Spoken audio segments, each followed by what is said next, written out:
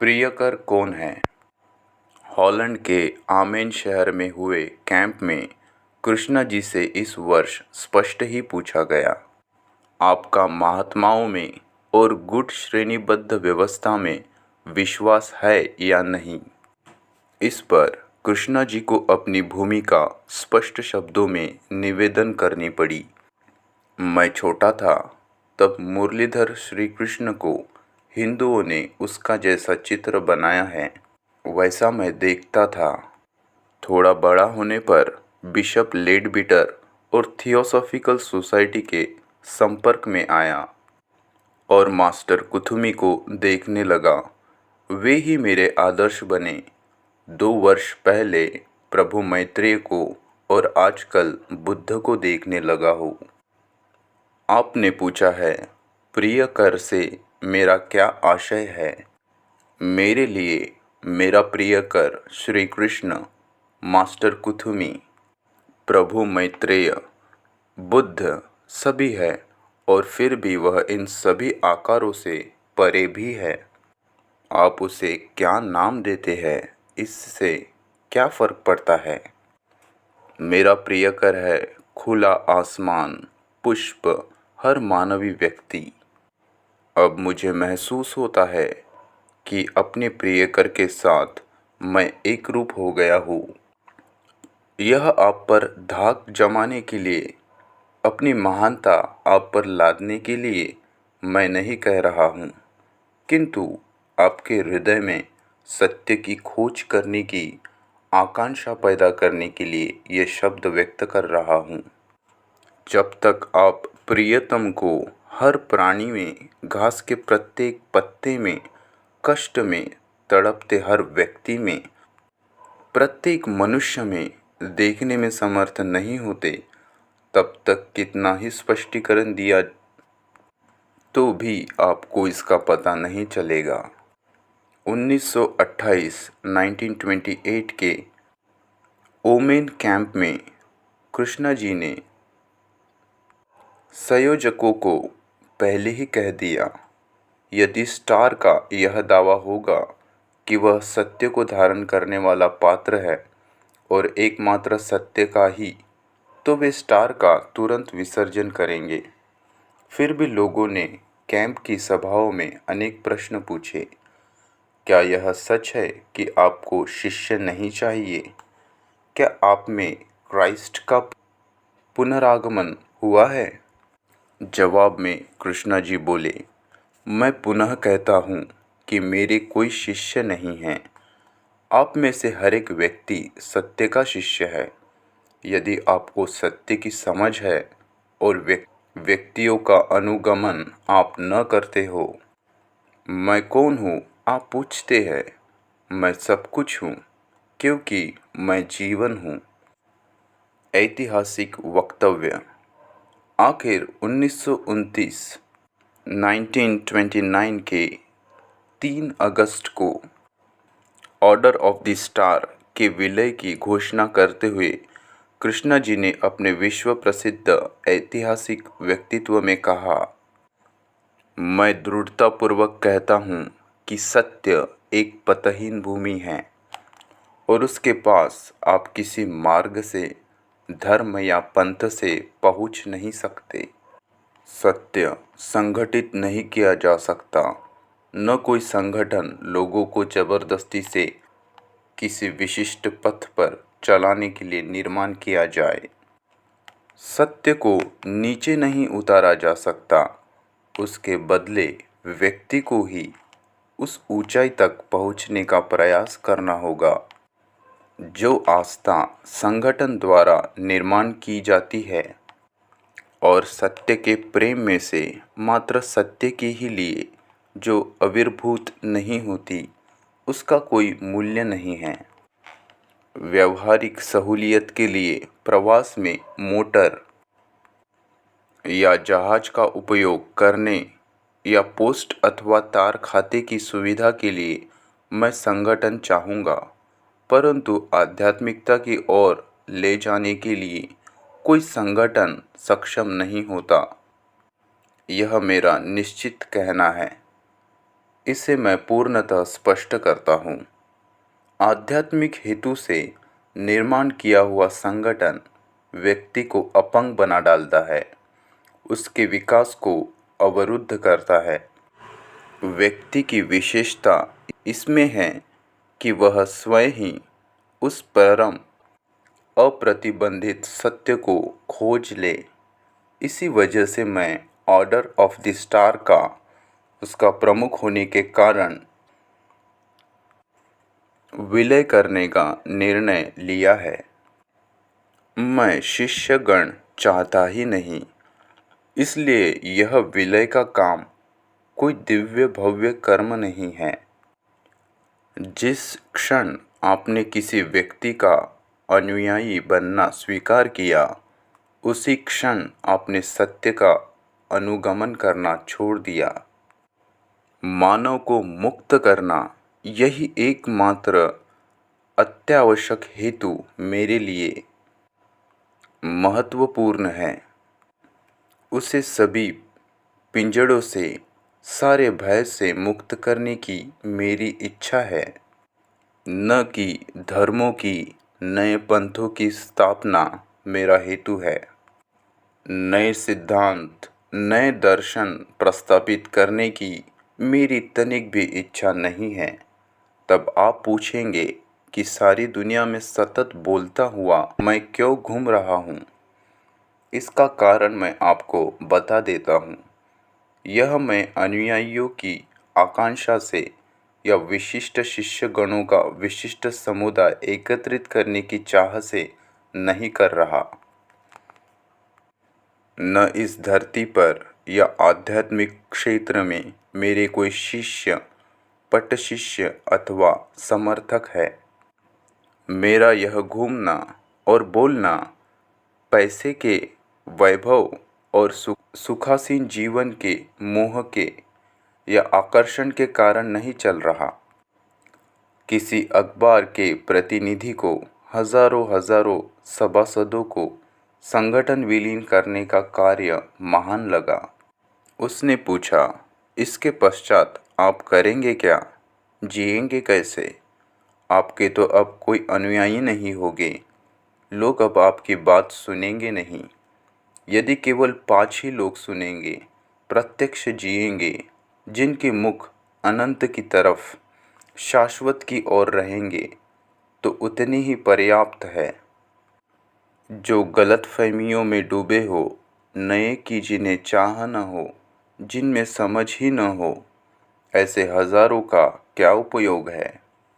मेरा एकमात्र उद्देश्य इतना ही है, मुक्ति की ओर बढ़ने के लिए मनुष्य को प्रेरित करना, सभी सीमाओं को तोड़कर स्वतंत्र बनने में उसकी सहायता करना, क्योंकि इसी से उसको शाश्वत सुख की उपलब्धि होगी। स्वयं का परम निरुपाधिक साक्षात्कार उसे होगा। मैं स्वतंत्र हूँ, उपाधि रहित परिपूर्ण हूँ, आंशिक नहीं, सापेक्ष नहीं, किंतु सम्यक संपूर्ण सत्य हूँ, जो चिरंतन होता है। इसलिए जो मुझे समझना चाहता है वे स्वतंत्र हो, यह मेरी इच्छा है। वे मेरा अनुगमन न करे। मुझ में से कोई कारा, कोई पिंजरा न बनावे जो एक धर्म का, पंथ का रूप ले सके।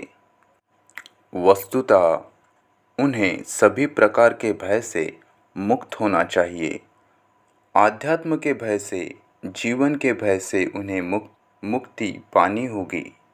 जैसे कोई कलाकार इसलिए चित्रांकित करता है कि उसमें उसे आनंद आता है, उसकी स्वयं की अभिव्यक्ति का, अपने गौरव का, स्वास्थ्य सुख का वह प्रकटीकरण है। वैसे ही मेरा यह कार्य चल रहा है, न कि मुझे किसी से कोई अपेक्षा है।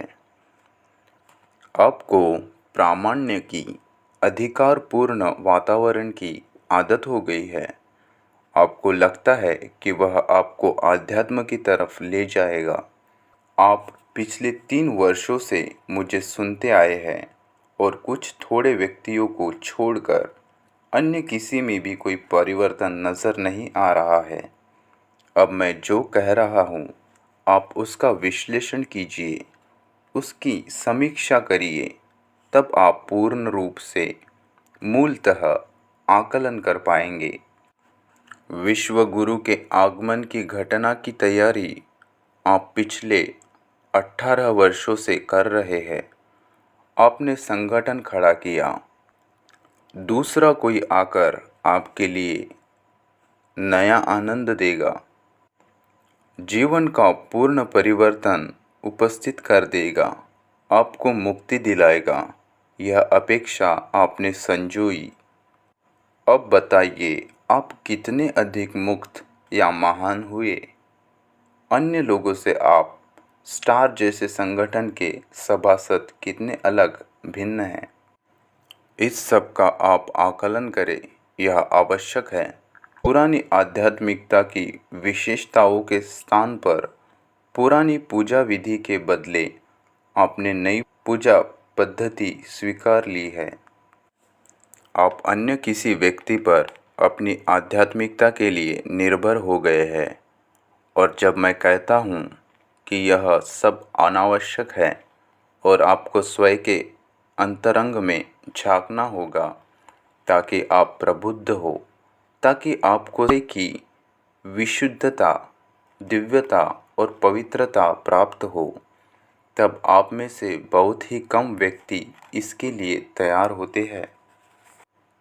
तो कोई संगठन किस लिए चाहिए? मेरा स्पष्ट कहना यही है कि विशुद्ध स्व की शाश्वतता, जो बुद्धि शक्ति और प्रेम की समरसता है, वही एकमात्र अध्यात्म है। यह है परम निरपेक्ष सत्य जो स्वयं जीवन है। इसलिए मैं मनुष्य को मुक्त करना चाहता हूँ, जिससे वह निर्मल आकाश में उड़ने वाले पंछी के समान हल्का होकर परावलंबन से मुक्ति पाकर उस स्वतंत्रता में विभोर रहकर परमानंद मना सके। पिछले 18 वर्षों से जिसके लिए आप तैयारी करते आए, वह मैं आज कर रहा हूँ कि आपको उन सभी चीज़ों से स्वतंत्र होना ही होगा। और इसके लिए आपको आध्यात्मिक विश्वास पर आधारित संगठन की कोई आवश्यकता नहीं है। आपकी कल्पना है कि कुछ विशिष्ट व्यक्तियों के पास ही सुख साम्राज्य की कुंजी रहती है। यह कुंजी अन्य किसी के पास नहीं। आप में से वह निहित है और स्वयं के विकास में, शुद्धिकरण में और निष्पापता में ही शाश्वत सुख का साम्राज्य विराजता है। तो किस लिए चाहिए कोई संगठन? जीवन का उद्देश्य। किंतु जो वास्तव में समझना चाहते हैं, उस शाश्वत अनादि अनंत को खोजना चाहते हैं, वे साथ साथ अधिक उत्कटता से चलेंगे और वे सभी अनावश्यक, अवास्तव, छाया रूप चीज़ों के लिए खतरा सिद्ध होंगे और वे एकाग्र होंगे। वे बनेंगे ज्वाला, कारण उन्हें समझ आई है ऐसा एक समूह हमें निर्माण करना होगा और यही मेरा उद्देश्य है।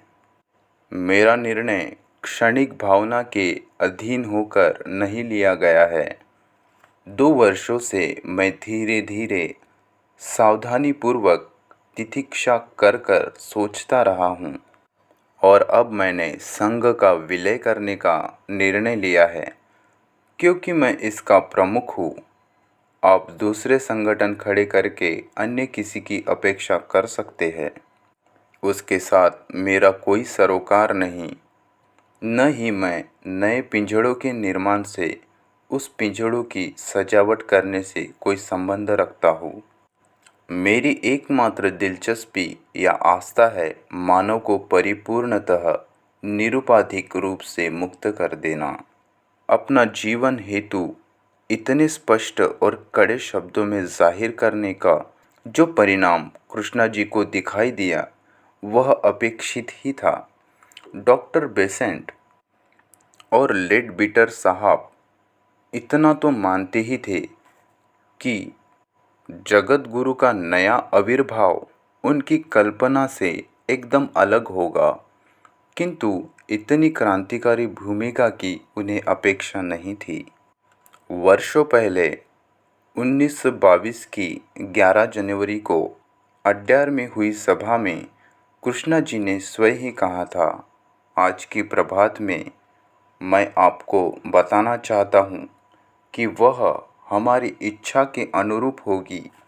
ऐसी बात उपदेश में नहीं कहेंगे, न हमारी जो आकांक्षा होगी या जो हम सबको प्रिय लगती है, ऐसी भावनाओं को तुष्टि पुष्टि देने वाली कोई बात कहेंगे, बल्कि ठीक इसके विपरीत वे हम में जागृति ला देंगे, भले हमें अच्छा लगे या न लगे, क्योंकि प्रौढ़ मनुष्य के नाते हमें आघात सहन करना होगा।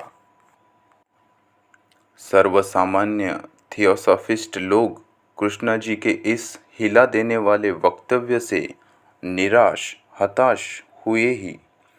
लेडबिटर जी ने तो यहाँ तक कहा, जगत गुरु का आकलन गलत सिद्ध हुआ। डॉक्टर बेसेंट ने प्रकट रूप से कुछ कहा नहीं, किंतु उन्हें जो गहरा धक्का लगा उससे उभरना उनके लिए असंभव सा हुआ। परंतु उनका कृष्णा जी के लिए जो निर्लस विशुद्ध प्रेम था, अपनापन था, उसमें आखिर तक कोई बदलाव नहीं आया। कृष्णा जी को उनके लिए एक गहरा भाव था। अनेक वर्षों बाद उन्होंने कहा, अम्मा, यदि युवा होती तो अपनी चेतना में वे पूर्ण परिवर्तन कर लेती। असामान्य सामान्यता। स्टार के विलय के साथ संस्था को प्राप्त सारी एस्टेट, जमीन, पैसा इत्यादि दानियों को वापस किया गया। क्लोरा कॉड ने लिखा है, सारी दुनिया के विरोध में वह इतना सा लड़का खड़ा हुआ और 40,000 लोगों को उसने उनकी ज़मीनें और पैसा वापस किया। ये लोग ऐसे थे जिन्होंने अपने पास का सब कुछ उनके लिए न्यौछावर किया होता। कृष्णा जी अब एक सामान्य व्यक्ति के रूप में विश्व भर में अपने अनुभूत सत्य का गान करते हुए समस्याग्रस्त, शोक दुख में डूबे लोगों के लिए दुख मुक्ति की अंतर्जीवन पूर्ण परिवर्तित करने की अपनी बात स्पष्ट करते हुए घूमते रहे, जीते रहे। उनकी सत्यानुभूति सच्ची होने से उनका सामान्यत्व असामान्यता लेकर ही विराजित हुआ। उन्होंने अपने जीवन से सिखा दिया कि हृदय में करुणा का महासागर लहराता हो तो ही एक वास्तव सन्यासी की सत्यनिष्ठा प्रखर वाणी से प्रकट होकर पैसा पद प्रतिष्ठा का मोहजाल भस्म कर सकती है। उनके निर्भय, निर्लेप, अनासक्त व्यक्तित्व के लिए रोमा लैंडा ने अपनी प्रसिद्ध किताब गॉड इज़ माय एडवेंचर में कहा, आधुनिक युग में इस तरह का जीवन अन्य किसी का कहीं नज़र आया है? आज तक अनेक गुरु हो गए, उनके शिष्यों ने उनका पूजन किया, लेकिन जिसे सामान्य जीवन में से सद्गुरु के रूप में चुनकर उनकी देखभाल की, ऐसा दूसरा कोई नहीं हुआ। पूरब पश्चिम, पुराना नया, क्रिश्चियन, हिंदू, जीव, मुस्लिम, श्रद्धावान एवं अश्रद्ध, सभी ने जिनको विश्वगुरु के रूप में स्वीकार किया, ऐसा आज तक कोई हुआ नहीं। पाश्चात्य रहस्यवादी और पौरवार्त्य योगी इन पर लिखे ग्रंथों में कहीं भी ऐसे संत का जीवन दर्शन व्यक्त नहीं हुआ है जिसने दैवी अवतार के 18 वर्षों की तैयारी के पश्चात एक सामान्य मानव बने रहने का निर्णय लिया और मात्र लौकिक भौतिक सत्ता संपत्ति ही नहीं, आध्यात्मिक प्रतिष्ठा मान्यता भी त्याज्य मानी। सत्य साक्षात्कार के स्वरूप। जिस सत्य साक्षात्कार ने दुनियावी महत्व की सभी चीज़ों का सहज परित्याग करवाया, उसका स्वरूप कृष्ण जी के जीवन में कैसा रहा। एक बात तो निर्विवाद स्पष्ट है कि अन्य अनेक साक्षात्कारी संतों के समान ही कृष्ण जी की अनुभूति देश काल परिस्थिति के दायरों से मुक्त, नित्य नई, ताजी, परमानंददायी रही। लेकिन इसके साथ ही उनके लिए सत्य अनेक प्रकारों से साक्षात होता रहा और उन साक्षात्कारों को काव्यमय अभिव्यक्ति में प्रकट करना कृष्ण जी के लिए अत्यंत सहज हो गया था। प्रारंभिक काव्यों में यह हमने देखा भी है। प्रियतम या जीवन से एकरूप होने का एहसास जीवन की एकता का ही साक्षात्कार था। कृष्ण जी ने तादात्म्य भाव को, तदात्मीकरण को विकृति माना है। किसी वस्तु या व्यक्ति के साथ मन से तादात्म्य पाना उनके लिए एक उथली प्रक्रिया थी। सर्वत्र मैं ही हूँ, सर्वत्र मैं स्वयं ही हूँ, अखिल जीवन मेरा ही स्वरूप है, वह मुझी में है। यह व्यापक स्वशून्य अनुभूति साक्षात्कार का रूप लेती है। स्वयं की स्वतंत्र अलग हस्ती का अवभान इसमें लुप्त होता है। स्वामी रामतीर्थ ने अपने काव्य में एक स्थान पर गाया है, चलती है ट्रेन फर फर मुझ में मुझ में मुझ में, घूमते हैं योगी दर दर मुझ में मुझ में मुझ में। 1922 के अगस्त महीने में जिस प्रोसेस से और महात्माओं के साक्षात्कार से कृष्ण जी गुजरे थे, उनके दरमियान 19 अगस्त की अपनी असामान्य अनुभूति उन्होंने डॉक्टर बेसेंट को पत्र द्वारा निवेदन की थी। उसका स्वरूप भी ऐसा ही था। एक मनुष्य रास्ते की मरम्मत कर रहा था। वह मनुष्य मैं था। उसने पकड़ी गई मैं था। जिस पत्थर को वह तोड़ रहा था वह मेरा ही अंग था। घास का वह कोमल पत्ता मेरा ही प्राण था। मैं सभी में था अथवा सब कुछ मुझी में था। सजीव निर्जीव पर्वत रेंगता कीड़ा सभी, सारा दिन मैं इस सुखद व्यवस्था में रहा। कृष्ण जी टहलने जाते थे तब के उनके उद्गार भी इसी तरह के रहते।